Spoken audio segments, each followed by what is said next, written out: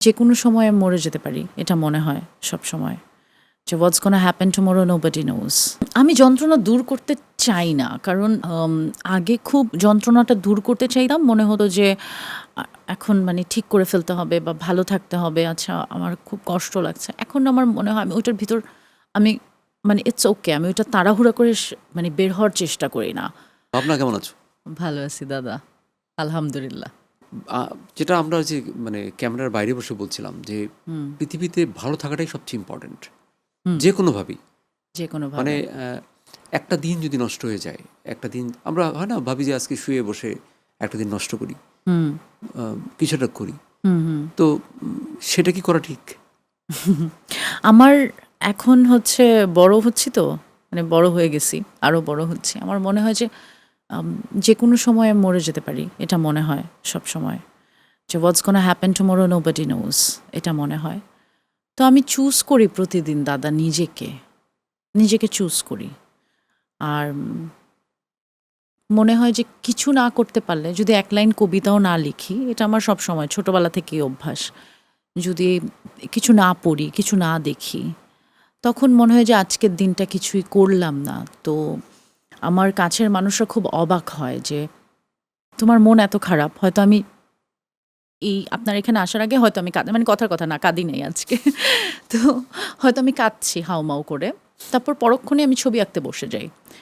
So আমি কাঁদলাম এবং আমি ছবি আঁকতে বসে যাই বা লিখছি, আমি উভয় থাকি না। তো অনেকে ভাবে যে তোর মন এত খারাপ ছিল বা এই অবস্থা, মানসিক এই পরিস্থিতির মধ্যে মানুষ কীভাবে 10টা ছবি এঁকে ফেলে।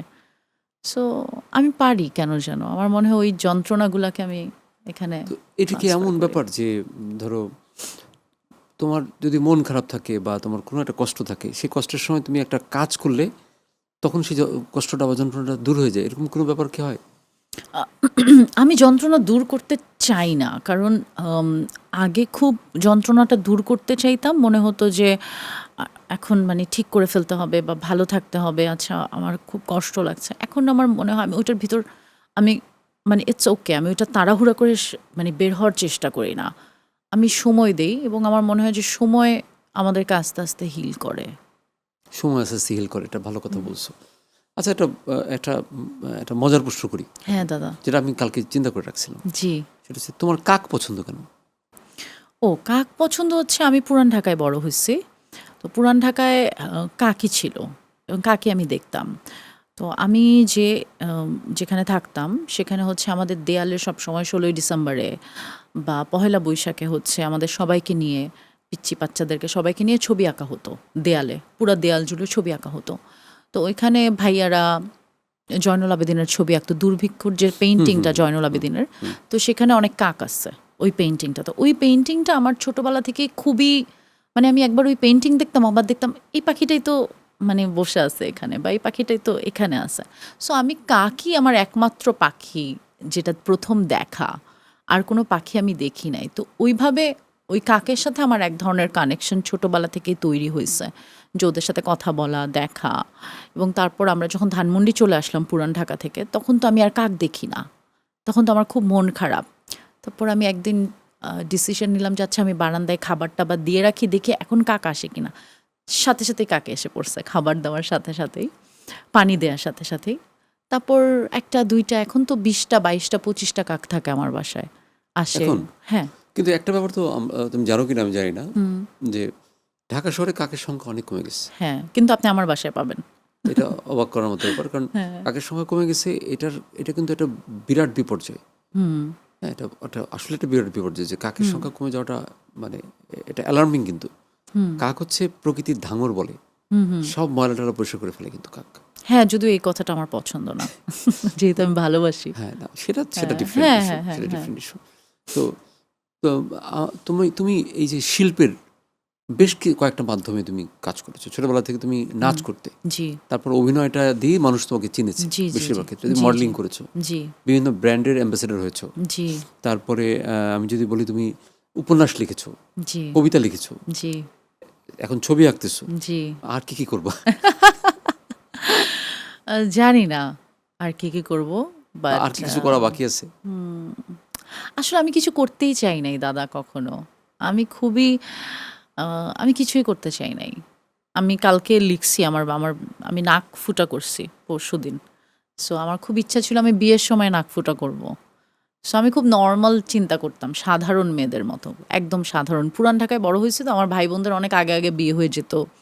ওইখানে মেয়েরা খুব তাড়াতাড়ি বিয়ে হয়ে যায়, বা এখন না, মানে আমাদের ছোটোবেলাতে। তো আমি আসলে কিছুই হতে চাই নাই। তো আমার মনে হয় যে আমি জীবনকে যতবার সহজ করে দেখতে চাইছি, জীবন আমাকে অনেক কঠিন পথ উপহার দিছে। সো জানি না, আমি আসলে কিছুই হতে চাই না, বাট আমার ভালো লাগে। আমার মনে হয় যে আমার শিল্প সঙ্গ আমাকে কখনো ছেড়ে যায় না। মানুষ ছেড়ে যায়, মানুষ তো আসলে আমরা পারি না।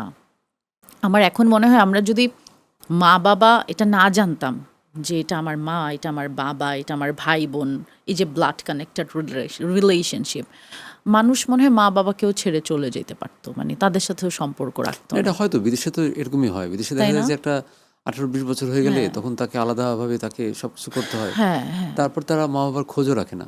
খোঁজও রাখে না। হ্যাঁ, হ্যাঁ, তো এটা তো হয়। হ্যাঁ, আমাদের দেশে হয়তো যে কালচার, এই কালচারে তো আমরা এটা হ্যাঁ, অ্যাডাপ্ট করি না, কিন্তু এটা অ্যাডাপ্ট তো করি না। হয়েই যায়।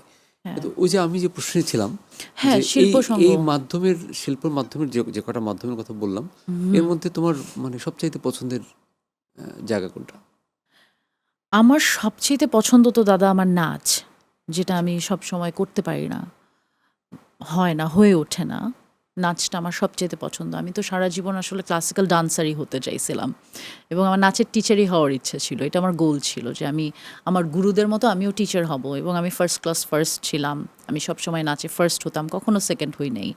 সো আমার জীবনটা কাটছে নাচের কম্পিটিশন করে করে। তো ওইটাই আমার জীবনের মূল লক্ষ্য ছিল। গোল ছিল এটাই। গোল ছিল এটাই যে বাফার টিচার হব, আমার স্টুডেন্টরা থাকবে, সবাই এসে আমার জন্য পাগল হয়ে যাবে যে আমার গুরু আসছে, আমি সবাইকে নাচ শিখাবো, এই যে আমার গুজবাম্প হচ্ছে এসব মনে করে।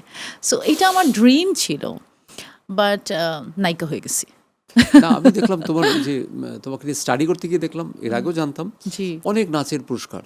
জি। মানে আমার মনে হয় অভিনয়ের থেকে নাচের পুরস্কার হ্যাঁ, বেশি। আমি অভিনয় কোনো পুরস্কার পাই না। মানে ভালো কোনো, উল্টাপাল্টা অনেক পুরস্কার পাইছি।